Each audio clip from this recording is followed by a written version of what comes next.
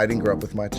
I went to a nerdy school and I was fortunate enough to test into it, but I grew up poor in Queens. The school that I went to was very limited in terms of how much exposure they could provide. I know people liked the fact that I was a woman of color, good at science and math, and so I was encouraged.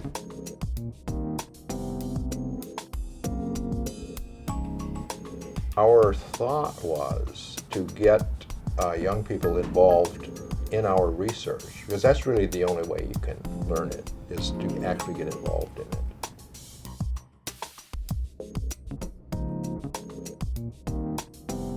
New York City is a great place with its diversity. It made a lot of sense to try to get the people in our building and our organization to look more like the rest of the city and the rest of the country.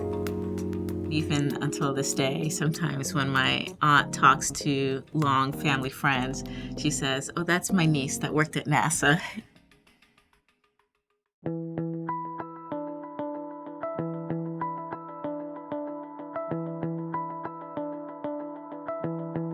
When you think back in terms of what we were given, in terms of the scientific experience, the cultural and social experiences, it was amazing.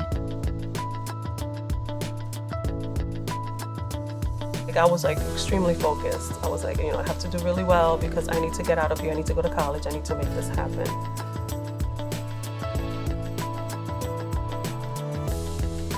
A supposedly intelligent 15-year-old is still a 15-year-old. It's that sounds like it might be boring to do research after school. What? But it was something obviously that turned out to be much greater than I anticipated. Coming to an environment where I can connect with world-class scientists, when I could solve problems with teachers that really care about what I'm doing, that I can connect with other like-minded students. I don't think I'd be where I am now if not for these moments where you see that someone is taking an interest.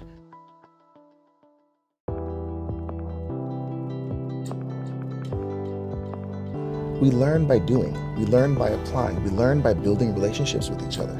We learn by solving problems together. We learn by having fun. I mentioned my scientist mentor. Does particulate matter affect asthma? My brother has asthma. A lot of my cousins have asthma. From there, we actually designed a study. Even if you Google my name now, there's a report online, and it's on the web for what we did in ICP. And I think more students need to have the opportunity to be able to see themselves in this work, to believe that they can do it. To be able to tell a story in a way that somebody can understand no matter what their background was something that ICP taught. Science is nothing if you can't explain it to people, and that's something that I learned. To know that my way of thinking or my approach to this problem is being validated by a person who's got a PhD, and are you kidding me? It's hugely validating. And I think with that validation comes confidence. Scientists, teachers, students, all in the same space, and being asked questions from these top scientists, not as an exercise, but they actually cared about what I was saying. I never felt like just a student. I understood that I mattered in that space and that my contribution was a real one.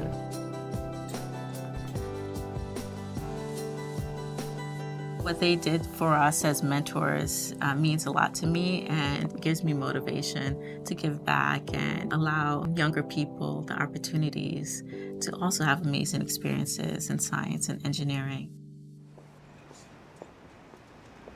I knew that I would always come back to a community like this, a Spanish-speaking community, an urban community. I started to look for work in primary care, and so then I landed at the Ryan Center. I get to be the kind of doctor that I've always wanted to be. And the patients are amazing, and from all walks of life. Good morning, everyone.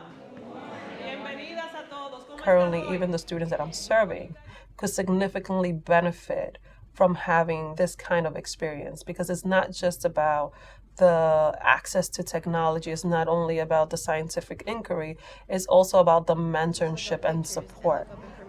This is starting to teach me how to use technology in a We recently got a grant through Verizon and Digital Promise to ensure that my students get the opportunities that I had while I was here at ICP. If we don't foster those opportunities, our students will be going out to the workplace or even going into college unequipped.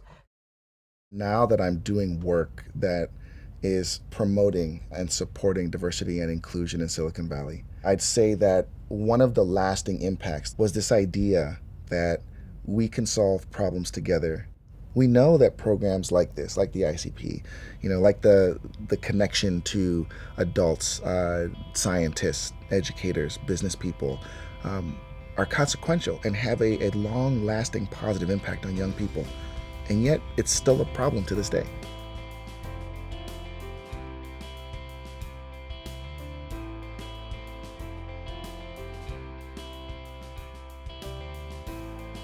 If we really are serious about improving opportunities for young people in this country, then we have to look at programs like the ICP and say, this works. How can we scale this opportunity?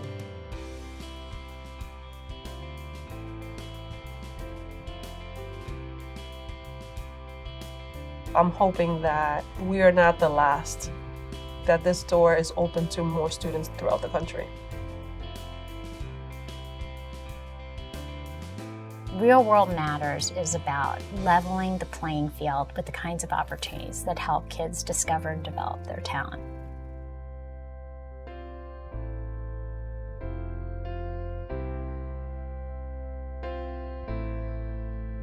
The blueprint for ICP is amazing. I hope it's replicated because I think students now need it.